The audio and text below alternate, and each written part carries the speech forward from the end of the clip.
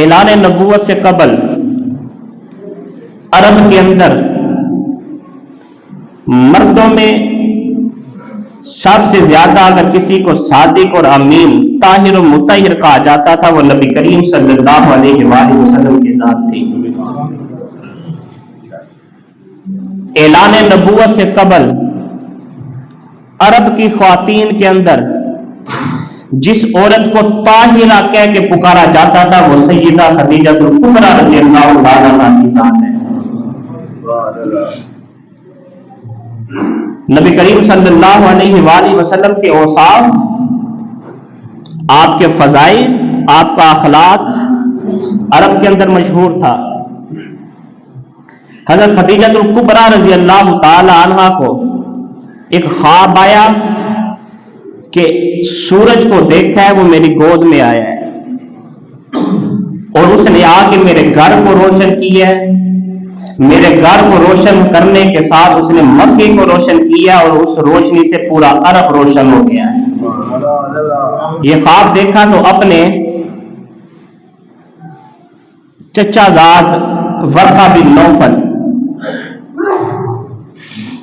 ان کے پاس گئی۔ یہ پچھلی شریعتوں کے عالم تھے اور پرہیزگار انسان تھے، مسلمان نہ تھے، بلکہ مسلمان ہونا اور بات ہے، اپنی شریعت پہ عمل کرتے ہوئے پرہیزگار رہنا اور بات ہے۔ ابھی مسلمان نہ تھے، اعلان نبوت ہوا ہی نہ تھا۔ جب خواب سنایا گیا تو انہوں نے کہا کہ خدیجہ تیرے گھر کے اندر اس آخر الزمان نبی کا ظہور ہوگا اور تو اس کے نکاح میں جائے گی۔ جب یہ بات سنی تو دل کے اندر تڑپ پیدا ہوئی کہ وہ بندہ کون ہوگا، یہ مجھے کہاں ملیں گے۔ عرب کے اندر جب رسول اللہ کا شہرہ سنا تو انہیں یقین ہو گیا کہ جو آخری نبی ہے، جو اوصاف اس محمد کے اندر ہے، یہ وہی اوصاف ہے جو آخری نبی کے اندر ہوں گے۔ اپنے غلام سے کہا کہ جاؤ دیکھو مجھ سے نکاح کرنے پہ راضی ہے کہ نہیں ہے۔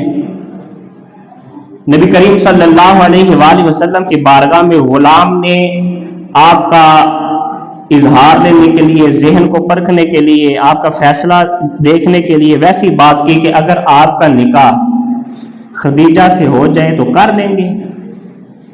تو رسول اللہ صلی اللہ علیہ وآلہ وسلم نے مسکراتے ہوئے فرمایا کہ کہاں وہ مال و منال کے ملکہ اور کہاں میں محمد۔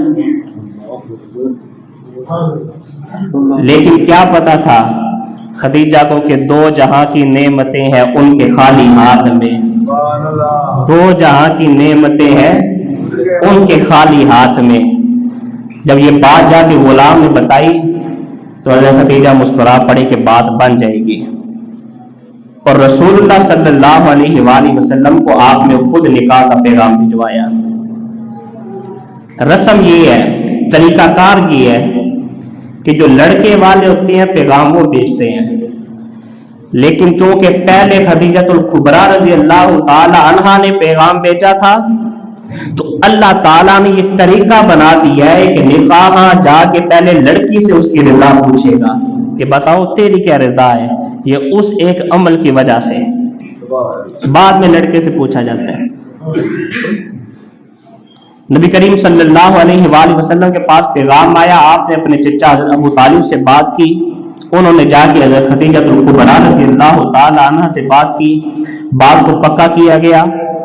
نبی کریم صلی اللہ علیہ وآلہ وسلم پہلی مرتبہ 25 سال کی عمر میں حسن پورے مان پہ ہے، جوانی مان پہ ہے، آپ کو لباس لا کے دیا حضرت ابو بکر صدیق رضی اللہ تعالیٰ عنہ نے۔ 2 اونٹ ولیمے کے لیے حضرت ابو بکر صدیق رضی اللہ تعالیٰ عنہ نے پیش کیے۔ 12 اوقیہ سونا تقریباً 30 سے 31 تولے بنتا ہے، حضرت ابو بکر صدیق رضی اللہ تعالیٰ عنہ نے پیش کیا۔ ابھی اعلان نبوت سے قبل کی بات ہے، وہ صدیق جو ایسی یاریاں نبھا رہا ہے، اعلان نبوت کے بعد وہ رسول اللہ صلی اللہ علیہ وآلہ وسلم کا باغ فدق کھائے گا۔ رسول اللہ ایک مرتبہ پکار کے لاؤ اپنے مالوں کو میرے سامنے جمع کرو، کسی نے کچھ دیا، کسی نے کچھ دیا۔ عمر بن خطاب نے اپنے گھر کا آدھا مال دیا ابو بکر صدیق نے پورے گھر کو خالی کر دیا اور گھر میں اعلان کیا کہ دیکھو کوئی ایک سوئی تو نہیں بچ گئی، اگر وہ بھی بچی ہے تو بارگاہ نبوت میں پیش کر دو، میری سرکار نے مال کو مانگا ہے۔ وہ ابو بکر صدیق وہ رسول اللہ صلی اللہ علیہ وآلہ وسلم کے بعد باغ فتح کھائے گا۔ اللہ تعالیٰ نے کئی مرتبہ رسول اللہ صلی اللہ علیہ وآلہ وسلم کو پیغام بھیجا جبریل کے ذریعے کہ یا رسول اللہ اعلان کریں دوبارہ ابو بکر فی الجنہ، ابو بکر فی الجنہ، ابو بکر فی الجنہ، اعلان کر دے صاحب ابو بکر جنتی ہے، ابو بکر جنتی ہے، ابو بکر جنتی ہے۔ اور سرکار پکارا کرتے تھے صحابہ تم لوگوں نے اگر زمین پہ چلتے پھرتے جنتی لاش دیکھنی ہے تو ابو بکر کو دیکھ لو، تمہارے سامنے کھڑا ہے وہ ابو بکر صدیق۔ نبی کریم صلی اللہ علیہ وآلہ وسلم حضرت خدیجہ الکبریٰ رضی اللہ تعالی عنہا کے گھر گئے، دولہا بن کے نکاح ہوا۔ حضرت خدیجہ الکبریٰ رضی اللہ تعالی عنہا کا جتنا مال تھا آپ نے سارے کا سارا اسلام کی خوشنودی کے لیے خرچ کیا ہے، سارے کا سارا مال۔ نبی کریم صلی اللہ علیہ وآلہ وسلم یہ نبی کریم صلی اللہ علیہ وآلہ وسلم نے خود اعلان یہ نکاح کا پیغام کیوں نہیں بھیجا؟ اس کی وجہ یہ تھی کہ آپ مالدار خاتون تھی، تاجرہ تھی۔